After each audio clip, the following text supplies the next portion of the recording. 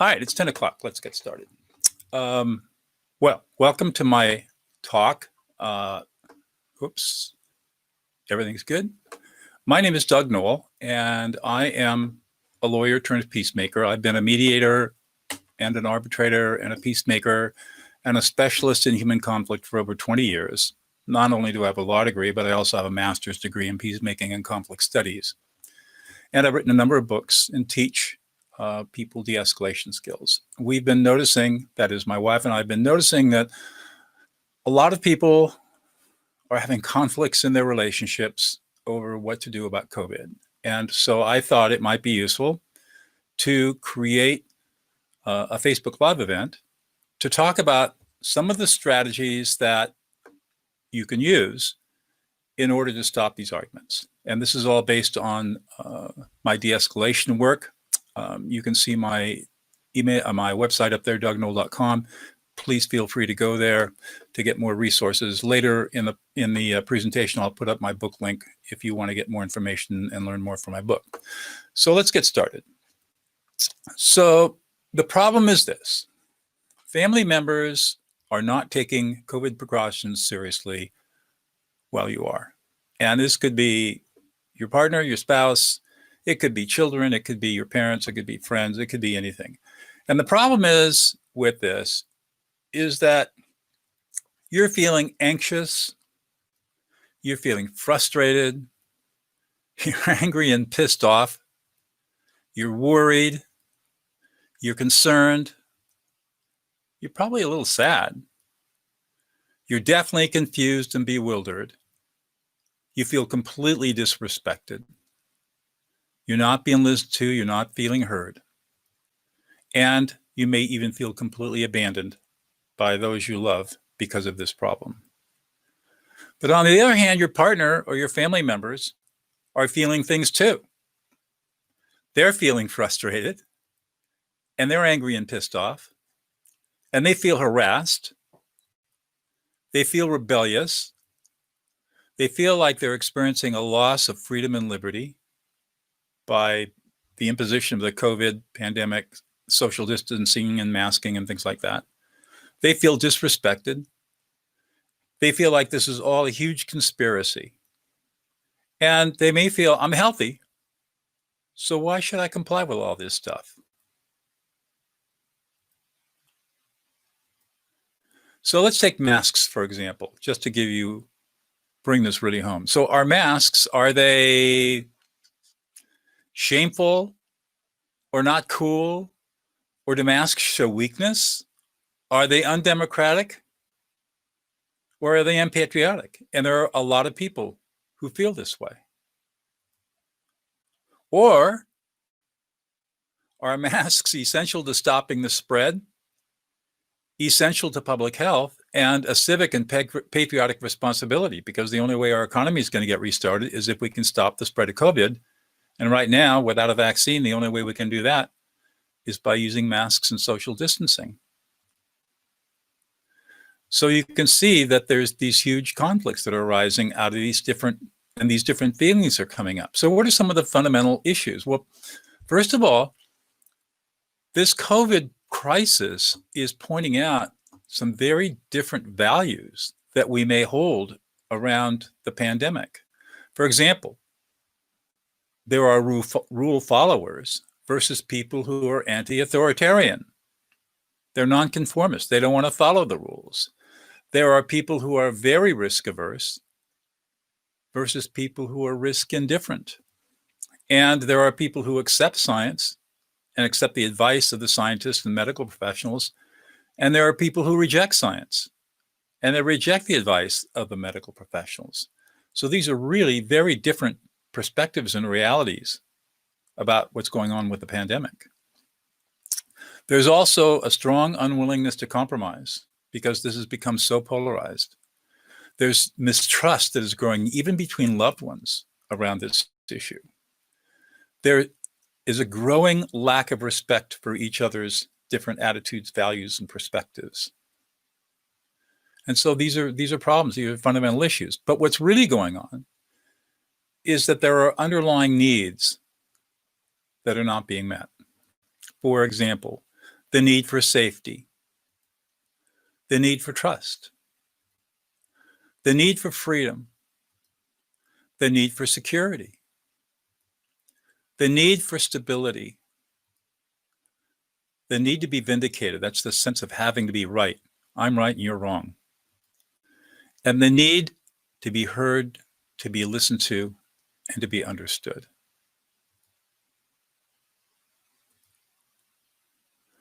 So how do we go about solving this problem without arguments and without fights?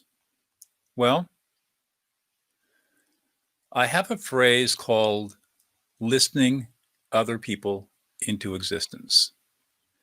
And what that means is we're going to listen to the emotions and not the words. We're going to ignore the words, in fact. And the reason that we're going to ignore the words when we're talking to somebody, a partner, a family member, or a close friend around these COVID issues is because if we can ignore their words, we won't get triggered ourselves. We're much, much less likely to become angry and frustrated and disrespected and not heard if we literally ignore what they're saying. That doesn't mean we ignore them.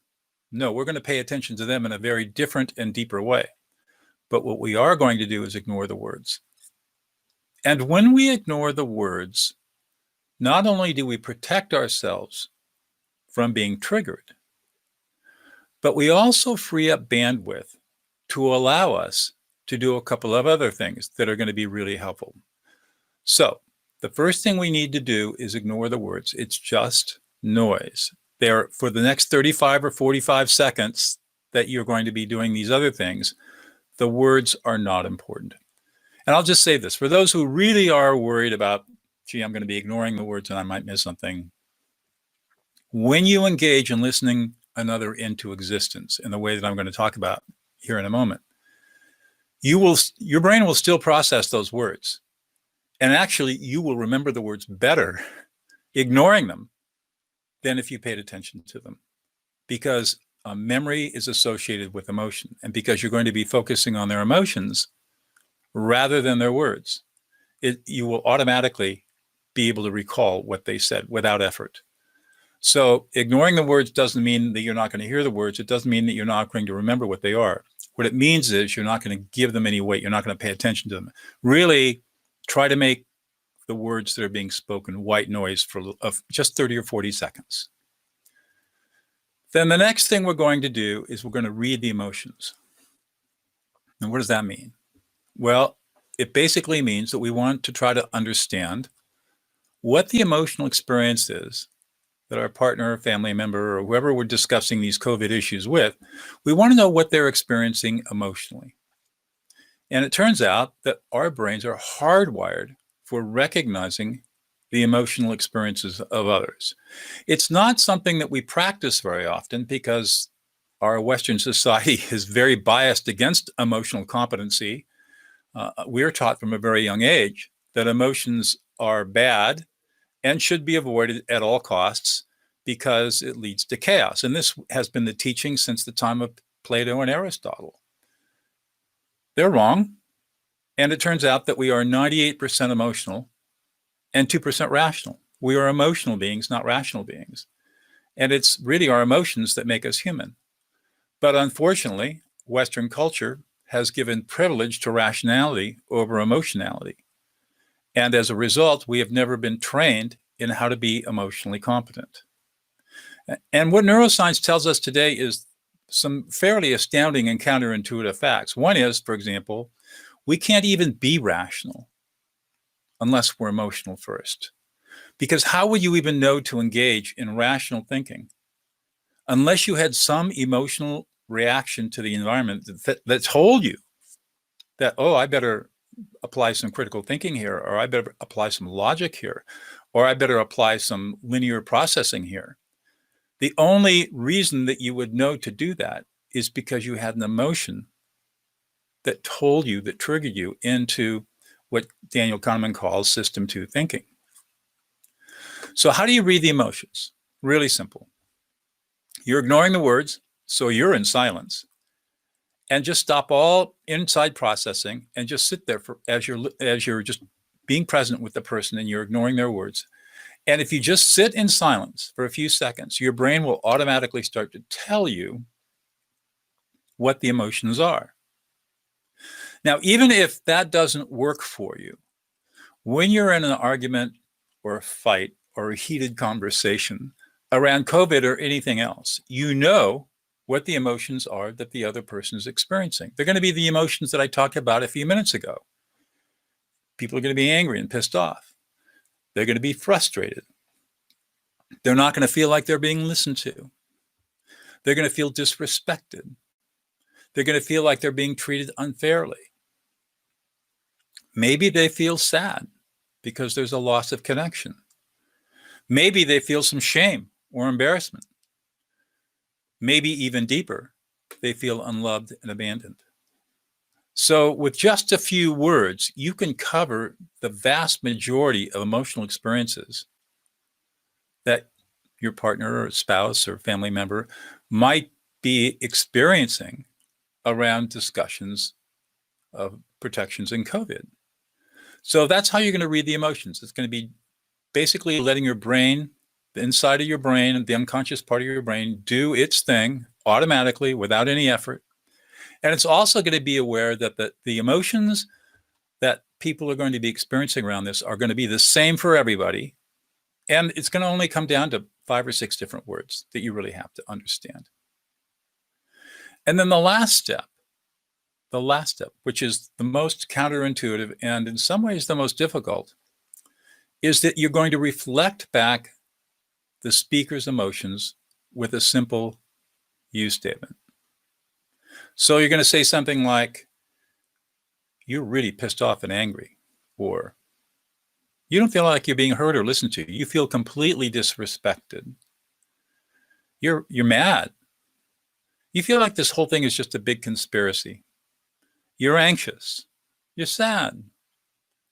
You feel like this is all really unfair. You feel put upon. You feel harassed." Whatever the emotions are that you're sensing, use a you statement. So let me talk about this a little more because this is a little counterintuitive. A lot of people have learned so-called active listening, where you're going to use an I statement. What I think you're feeling is anger. I statements don't work. They never have. They never will. And if you don't believe me, then do this test. Find a friend and have them tell you a little story with some emotionality in it, and reflect back using an I statement, and then reflect back again using a you statement, and ask your friend to tell you which set of statements was more powerful. The experience that most people have when somebody tries to reflect back with an I statement is that they feel patronized. They feel like the person reflecting to them is rude, manipulative, and patronizing. And that's the experience that everybody has. So why is it that we use these I statements? Well, it turns out to be historical. The concept of active listening was developed by the humanist psychologist Carl Rogers. And in 1956, he wrote a book. And in that book, he was describing how he was going about listening. And a lot of people watch his transcripts and completely misinterpreted what he was doing. So when the human potential movement got started in the late 50s and early 60s, people started using this I statement, and it just caught on and became kind of the conventional wisdom. And even today in mediation training, beginning mediators are taught how to reflect using I statements.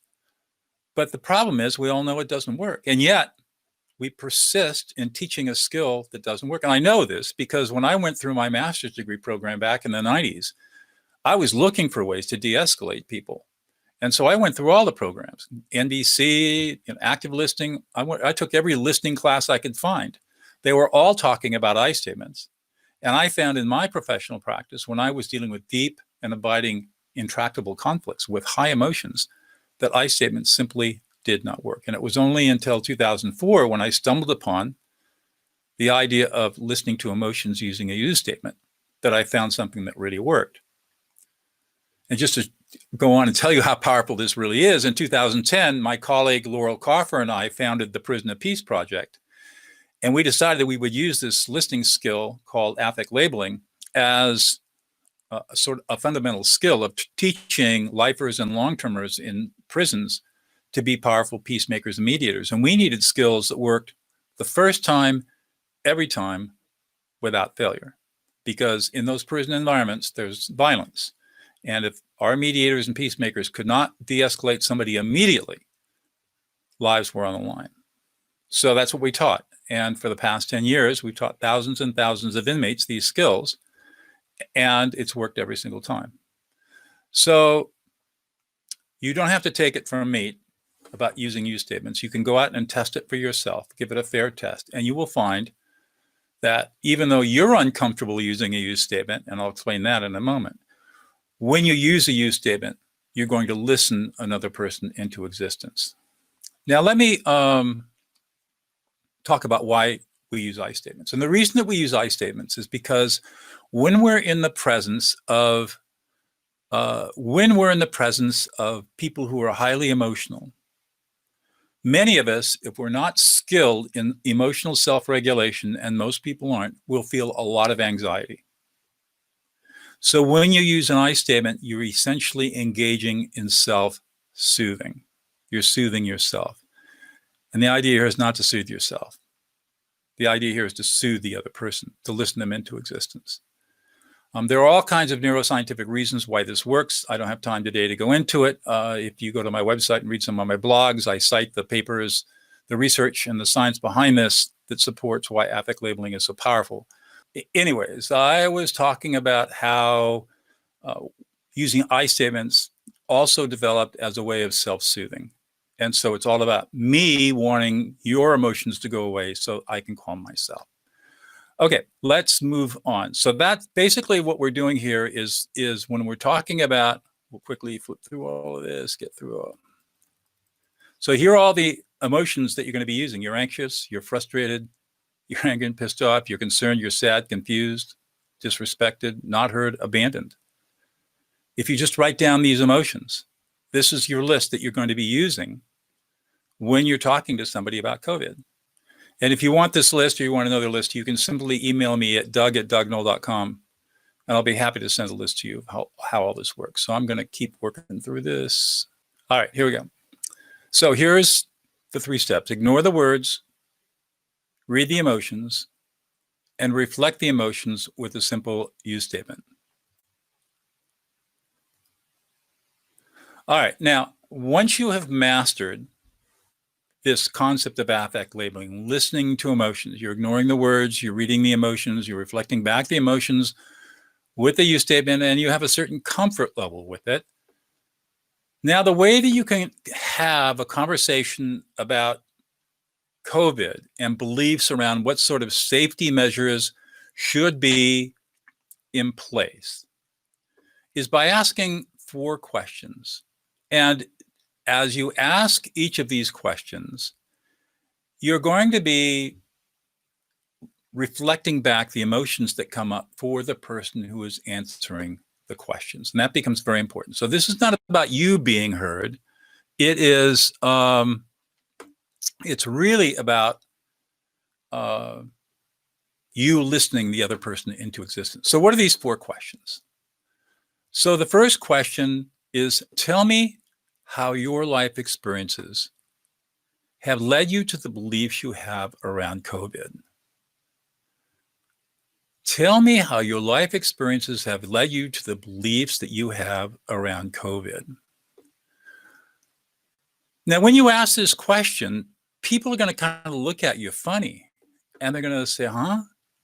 Well, it turns out that our beliefs are formed from life experience. And if you have somebody who is, for example, anti-authoritarian or risk indifferent, or does not want to be told what to do by health authorities or any other authorities, what is it in their life that led them to this kind of belief structure? And you want to find out. You want to find it because their beliefs are formed by life. Babies are not born with beliefs, they're created.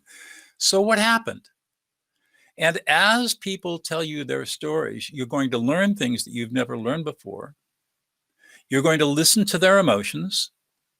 And as you reflect back their emotions with a simple use statement, they're going to feel deeply heard and validated. Now, you're not challenging anything that happens to them. You're not challenging their beliefs. You're not telling them that they're wrong. No judgment here. All you're trying to do is to get them to reflect on how their beliefs came to be formed. And what will happen as you do this, as you will start seeing that you have many life experiences in common, and that it is much, you have much more in common than you have differences. Yes, you might disagree about some issues or values around COVID, but you have far, far more things in common. And the only way you get to this common ground is by asking people to talk about their life story and how it led them to the beliefs they had. This conversation might take a while, and you want to keep encouraging them.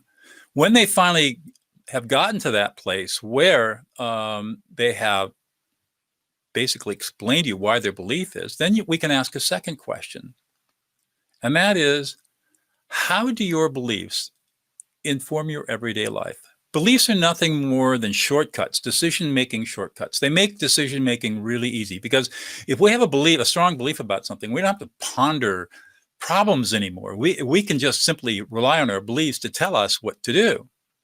And that's why beliefs have such great power. And in fact, there are neuropsychological studies that show that when people have beliefs and they are shown information that is true but contradicts those beliefs, they actually release dopamine in their brains to strengthen their existing beliefs, to resist against changing the beliefs, even though the beliefs are mistaken. They're not based on evidence, for example.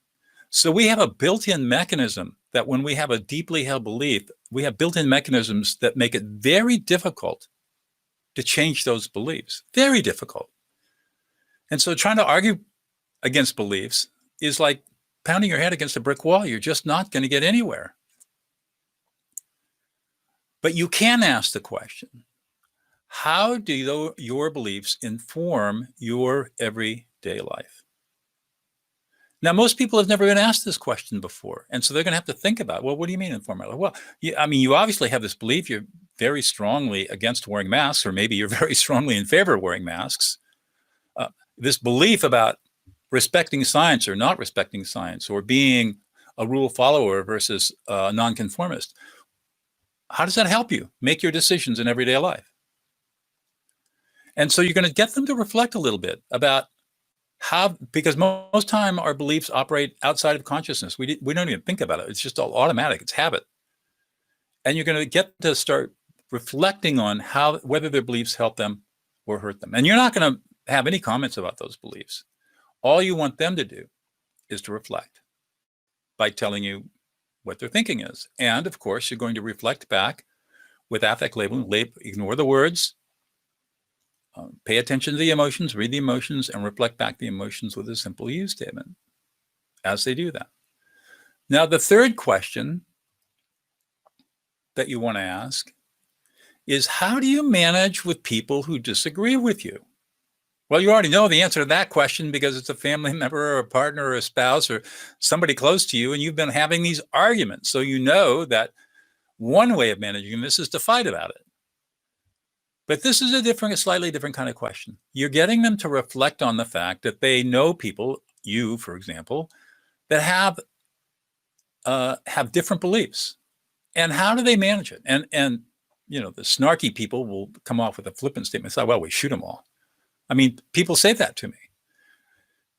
They don't mean that, but what they're doing is reactively dismissing the idea that other people can have beliefs. And you just got to be a little persistent about it and say, well, really, how does this happen? How do you manage people with different beliefs? And they're going to mostly say, well, I really try to avoid people like that. And you don't come back with a comment saying, well, what about us? You can't say that, because that's judgmental. Just say, why do you, and so why? And it's going to come down to that they're uncomfortable and anxious and frustrated and angry and pissed off and don't feel respected around people who disagree with them. And so that's why they'll go into avoidance mode, or they'll go into defense mode, or they'll become counter-aggressive, or they'll fight, because they don't have any other way of dealing with people who have beliefs different than their own. And for the first time now, they might be really processing and thinking about, well, gee, how do I manage my differences? And that can open up a really fruitful, powerful conversation about your relationship. All right, one more question. The last question, if you can get this far in the conversation, and these questions don't have to be all at once. You can ask them over a period of time and have these conversations over a period of time. I mean, every day is just one day in a 50-year conversation if you're in a relationship. So the fourth question is, how should our society manage these different beliefs? How should society manage these different beliefs? And what you're getting here is you're trying to pry open the idea that when we live in what philosophers call a liberal democracy, liberal not in the sense that it's left or socialist or anything like that, but liberal in the sense that there's a free exchange of ideas, as opposed to a conservative government that's an autocracy, where thought is controlled. In a liberal democracy, thought is not controlled. In a conservative autocracy, thought is controlled. So we live in a liberal democracy, and thought is not controlled, with some very few exceptions. So that means that we can have a lot of different kinds of beliefs. And so the question becomes, how should our society manage these different beliefs? And you want to have a conversation around this and listen to the emotions and reflect those emotions. And this person might say, well, I think that we should have, I think that anybody who disagrees with us should, they should be punished. They should be shot. People will say that. And you'll say, and you don't judge that. You don't criticize it. You just say, tell me why you think that.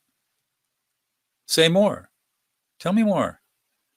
And what will eventually come out, if you can get the conversation long enough, is that people feel anxious and frustrated when they are confronted with beliefs that are different than their own. They just don't know how to deal with them. So all they can do is become reactive, emotionally reactive, because they don't self-regulate very well. And they figure out that, just because I get emotional around all of this and I get pissed off at this group or that group, doesn't mean that the people don't have a right to express themselves. And that can lead to a conversation about, well, how can we coexist with each other when we have these very different beliefs? And how can we self-regulate so that we don't disrespect each other, we don't get each other pissed off, we don't trigger each other, and we can agree to disagree, but we respect as much as possible each of the values that we all hold. And how can we do that? And that leads you into an interesting negotiation around how to deal with COVID, mask or no mask, social distancing, no social distancing. And I think what most people will find is that if they've got a partner who at least accepts their beliefs, may violently disagree with them, may just totally disagree with them, but at least they understand it. Most people who are in respectful, positive, healthy relationships will move some way to try to accommodate a family member or a loved one's beliefs without necessarily compromising on their own beliefs, because there's always room to figure out how to make things happen. And if nothing else, people will develop a higher level of sensitivity to each other that will moderate them a little bit.